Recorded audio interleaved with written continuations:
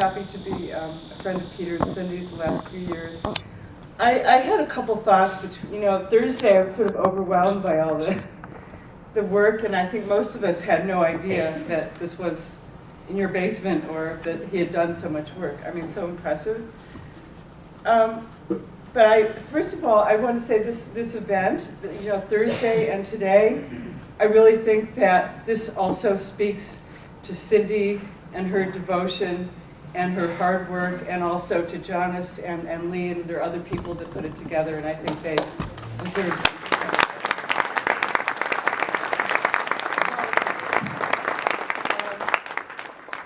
My other thought, aside from appreciating the work, which is certainly, I'm blown away by it, is that I think that we're here because Peter and Cindy have become so important in our community, and I think that they were connectors, or they are connectors, and the community is not just artists, and the community is not just Bridgeport, but it's something that unites all of us who are interested in ideas and creativity and health and environment and all those things, and I think that they just served as being great connectors, and that's just a terrible shock and a loss to lose Peter. And and certainly with this gallery, he was inclusive and brought in people, and it just I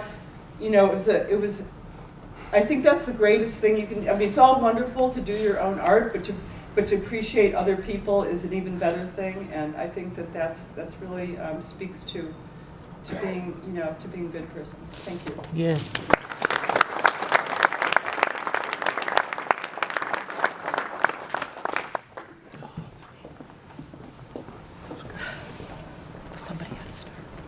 Very good. Steve Haley, I'm the University of Bridgeport's provost, and with Peter, and Peter was a friend of mine. I'm a professor here too, and teaching a course this semester. And I've been really interested to show students like art, old art. Like the oldest art you can find is 40,000 years old in caves. And Peter is here teaching me today. Who is the artist? That's the person who sees in a way that others can't. But more than that, and some of you here were reflecting on that, they're not afraid. They're not afraid to show you, even though they know that every show is temporary. That takes a special man. Peter was it. Thank you, Cindy, for being with us. Thank you for having us, for us, and thank you, Peter.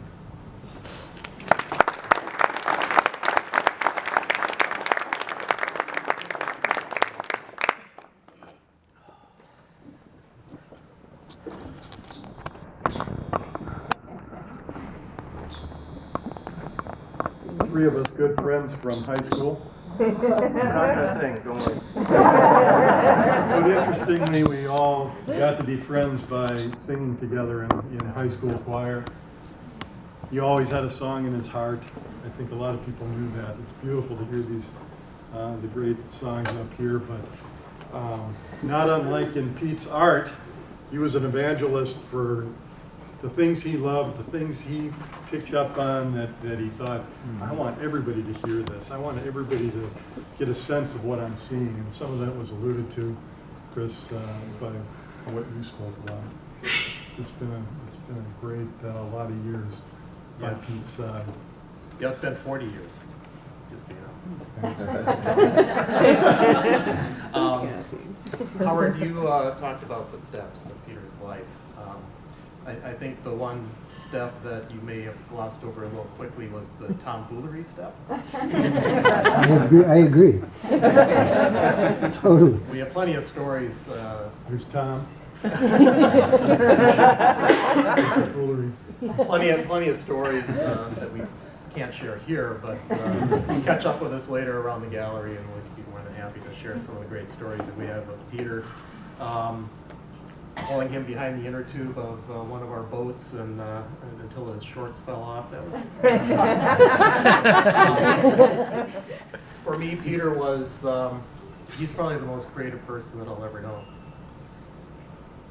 He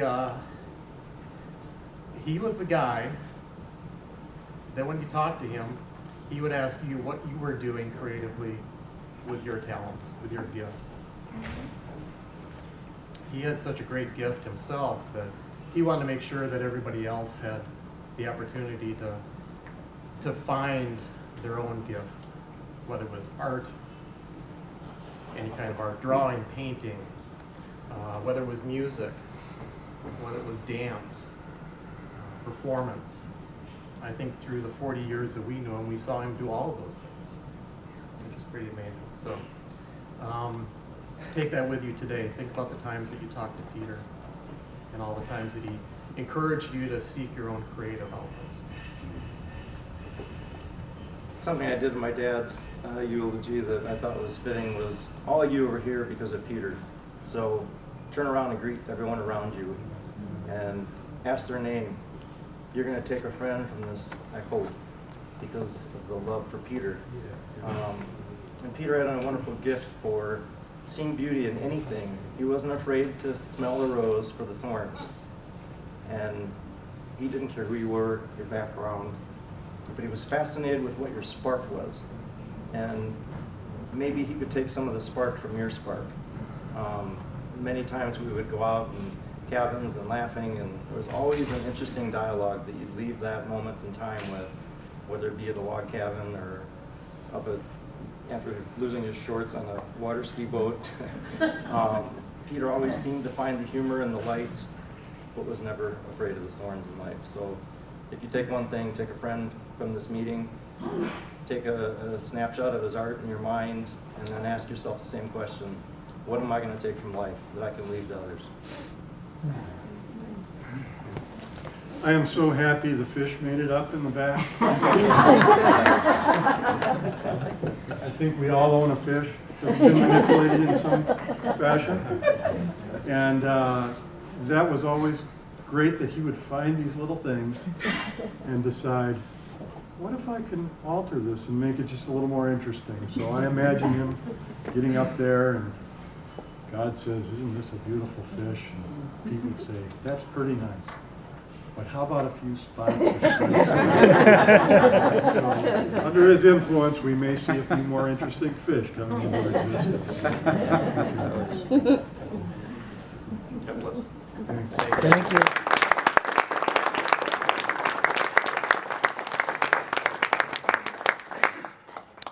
I know there are a lot more people who would probably like to share.